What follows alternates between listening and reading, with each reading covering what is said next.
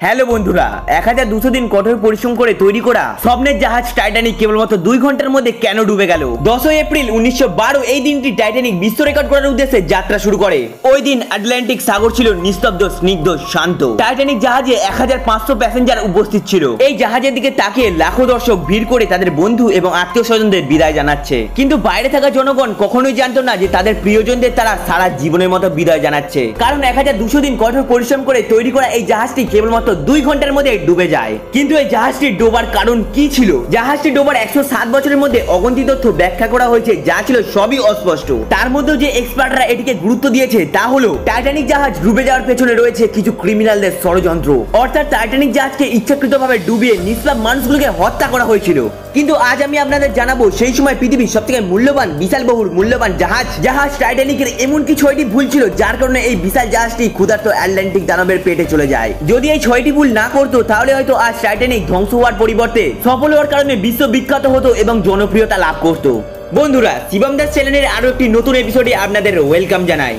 টাইটানিকের নির্মাণ শুরু হয় 1907 সালে। প্রায় 3 বছর আর 2000 ওয়ার্কার্সদের কঠোর পরিশ্রমের পর জাহাজটি তৈরি করা হয়। জাহাজটি সম্পূর্ণরূপে তৈরি হওয়ার পরেও বাকি ছিল তার টেস্ট করার কাজ। জাহাজ কোম্পানি তখনই আত্মবিশ্বাসের সাথে গর্ব করে যখন জাহাজটি যথাভাবে টেস্ট পাস করে। টেস্ট পাস করার পর গোটা বিশ্বে নিউজের মাধ্যমে মার্কেটিং করানো হয়, যার হেডিং ছিল আনসিঙ্কেবল টাইটানিক, অর্থাৎ জীবনে না ডোবা টাইটানিকের তৈরি করা হয়েছে। মার্কেটিং এর কয়েকদিনের মধ্যেই টিকিট শেষ হয়ে যায়। এই লাক্সারিয়াস জাহাজটিতে ওঠার জন্য এত টিকিটের ডিমান্ড ছিল যে টিকিটগুলোকে ব্ল্যাক মার্কেটে বেচতে হয়েছিল। সেই সময় একটি টিকিটের মূল্য ছিল ভারতীয় টাকায় 4,80,000 টাকা। এরপরে সময়টি ছিল 10 এপ্রিল 1912, অর্থাৎ এই 15 জাহাজটির যাত্রা। টাইটানিক জাহাজটির যাত্রা শুরু করে ইংল্যান্ডের সাউথহ্যাম্পটন থেকে। গন্তব্যস্থল ছিল আমেরিকার শহরের নিউ ইয়র্ক।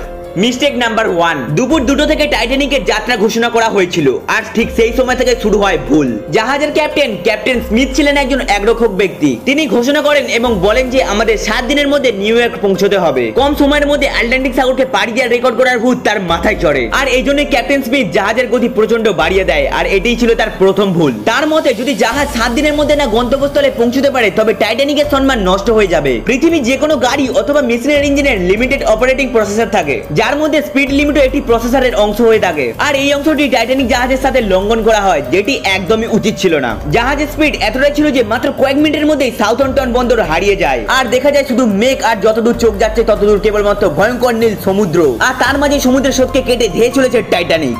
মিস্টেক নাম্বার 2, এখন টাইটানিক যাত্রায় তার 3 দিন। ফ্রান্সের আয়ারে কিছু সময় বিরতি নিয়ে টানা 72 ঘন্টা ধরে একই গতিতে নিউ ইয়র্কের দিকে অগ্রসর হতে থাকে টাইটানিক। ওই দিন 15 এপ্রিল 1912 সমুদ্রের চারিদিকে শুধু কুয়াশায় আচ্ছন্ন ছিল, যার কারণে ভিজিবিলিটি অনেক কম হয়ে যায় আর চতুর্দিকে ব্লার হয়ে যায়। আর ওই সময় আরো একটি জাহাজ যেটি টাইটানিকের থেকে কিছু মিটার আগে ছিল, ওই জাহাজ ওয়্যারলেস মাইকের সাহায্যে টাইটানিককে সংকেত দেয় যে সামনে তাদের প্রকাণ্ড হিমশৈল রয়েছে। এক্সপার্টরা বলে যে ওই সংকেত প্রায় 6 বার দেওয়া হয়, কিন্তু এই মেসেজটিকে ক্যাপ্টেন স্মিথ প্রপারলি ইগনোর করে। তাদের কাছে এই মেসেজটি খুব নরমাল হলেও এই ভুলটি ছিল জাহাজ ডোবার দ্বিতীয় কারণ। তাছাড়া টাইটানিক সেই সময় লাক্সারিয়াস হওয়ার কারণে জাহাজের ফার্স্ট ক্লাস অনেকটাই ভিআইপি ছিল। ওয়ার্কার্সরা তাদের সেবায় ব্যস্ত থাকায় কেউই সেই সংকেতটিকে লক্ষ্য করেনি। যদি এই সিগন্যালটিকে সিরিয়াসলি নেওয়া হতো তাহলে হয়তো টাইটানিক নির্দিষ্ট সময়ের আগেই হয়তো গন্তব্যস্থলে পৌঁছে যেত। টাইটানিক যদি এই মেসেজটিকে সিরিয়াসলি ভাবে নিত তাহলে হয়তো আজ এই মানুষগুলোকে প্রাণ হারাতে হতো না, হাজার হাজার পরিবার তাদের মানুষজনকে হারাতে হতো না।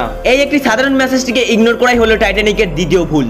মিস্টেক নাম্বার 3, টাইটানিক হিমশৈলের সংকেত মিস করে, অন্যদিকে তার স্পিডও প্রচন্ড। টাইটানিক সোজা আইসবার্গের দিকে এগিয়ে যাচ্ছে, কিন্তু তখনও টাইটানিককে রক্ষা করা যেত, কারণ কিছু পাহাড়দার তখনও অ্যালার্ট ছিল, যারা দূর থেকে যে কোনো বিপদ দেখলে ক্যাপ্টেনকে সাথে সাথেই খবর দিত। কিন্তু দূরের হিমশৈল দেখার জন্য তাদের কাছে কোনো রকম দূরবীন ছিল না। এটি ছিল তাদের তৃতীয় মিস্টেক। ক্যাপ্টেনকে তারা তখনই সংকেত পাঠায় যখন জাহাজ একদম কাছাকাছি চলে আসে। ফুটবল মাঠের মতো প্রকাণ্ড হিমশৈল তারা দেখতে পায়, কিন্তু ততক্ষণে তাদের অনেকটাই দেরি হয়ে যায়, কারণ আইসবার্গের অনেকটাই কাছাকাছি তারা চলে আসে। এতটাই কাছে যে সেখান থেকে তাদের ফিরে যাওয়ার কোনো রকম রাস্তা ছিল না, আর হিমশৈল ছিল বিশাল, ভয়ঙ্কর এবং প্রকাণ্ড।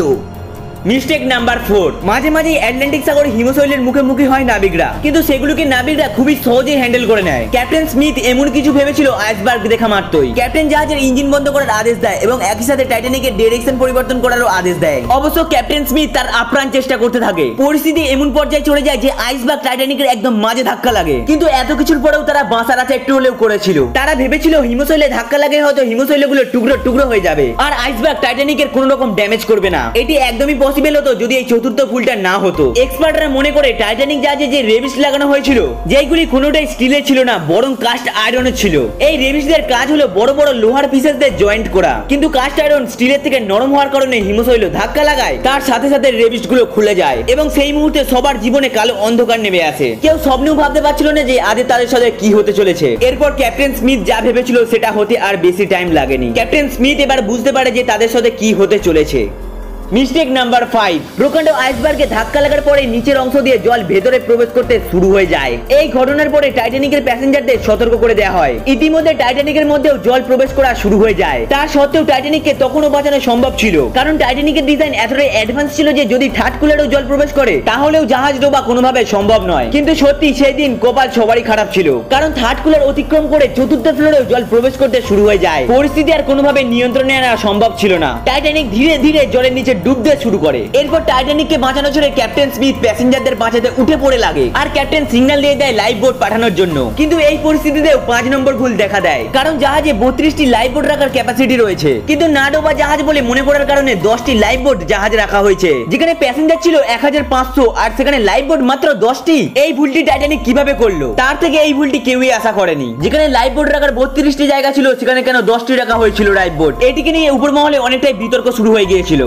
মিস্টেক নাম্বার 6, চতুর্দিকে কান্নাই হইচই হাহাকার পড়ে যায় আর জাহাজে থাকা 1500 জনের মধ্যে সকলেই চায় ওই 10টি লাইফ সেভিং বোটের মধ্যে চাপতে। তখন সময় ছিল 12:45, প্রথম বোট সমুদ্রে নামানো হয়, কিন্তু এখানেও 6 নম্বর ভুলটি দেখা দেয়। এত সবার হইচই হাহাকারের কারণে বোটে প্যাসেঞ্জার পূরণ না করে বোট ছেড়ে দেওয়া হয়, যার মধ্যে সকলেই ছিল ফার্স্ট ক্লাসের প্যাসেঞ্জার, অর্থাৎ জাহাজে যারা ধনী ব্যক্তি ছিল তাদেরই প্রথমে সুযোগ দেওয়া হয়। যদি জাহাজে লাইফ সেভিং বোট 32টি রাখা হতো আর প্রতিটি বোটে যদি প্যাসেঞ্জার ফুলফিল করা হতো তাহলে হয়তো মৃত্যু হাহাকারের সংখ্যা অনেকটাই কমে যেত। এরপর টাইটানিক জাহাজ ধীরে ধীরে জলের নিচে ডুবতে যাচ্ছে। কিছু সময়ের মধ্যে শর্ট সার্কিটের কারণে সব লাইট বন্ধ হয়ে যায় আর টাইটানিক জাহাজ 2 টুকরো হয়ে যায়। টাইটানিক জলের নিচে ডুবতে প্রায় 2 ঘন্টা 40 মিনিট সময় লাগে আর এইভাবেই 1500 জনের হৃদয় জলের নিচে ডুবে যায়। আর এই সময় আটলান্টিক ওশিয়ানে জলের টেম্পারেচার ছিল -2 ডিগ্রি সেলসিয়াস, অর্থাৎ প্যাসেঞ্জাররা যদি তাদের প্রাণ বাঁচানোর জন্য এই ঠান্ডা জলে ঝাঁপও মেরে দিত তা সত্ত্বেও তাদের বাঁচার কোনো রকম সুযোগ থাকতো না। বলা হয় যে টাইটানিকের মৃত্যুর সংখ্যা প্রায় 1500 জনেরও বেশি ছিল, কারণ অনেক লোকেরা লুকিয়ে লুকিয়ে টাইটানিকের মধ্যে প্রবেশ করেছিল, তাদের হাত ছিল বড় বড় লোকেদের সাথে। এই জাহাজের জন্য সবচেয়ে বেশি স্যাক্রিফাইস যিনি করেছেন তিনি হলেন ক্যাপ্টেন স্মিথ। তিনি টাইটানিককে বাঁচানোর জন্য কোনোভাবে আশা ছাড়েননি, এমনকি প্যাসেঞ্জারদের বাঁচাতে কোনো রকম অবহেলা করেনি। কিন্তু অবশেষে তিনি নিজেই এই ঠান্ডা জলেতে ঝাঁপ দেয়। কিন্তু সে চাইলে লাইফ বোটে করে বেঁচে পালিয়েও আসতে পারত, কিন্তু তেমনটা তিনি মোটেও করেননি, বরং তিনি তার অসহায়তার জন্য জলে ঝাঁপ মারে। বন্ধুরা, পৃথিবীতে টাইটানিক জাহাজ ডুবির থেকে অনেক বড় বড় রহস্যময় জাহাজ ডুবির ঘটনা ঘটেছে যা আমরা আজও জানি না, অর্থাৎ আমাদের অজানা।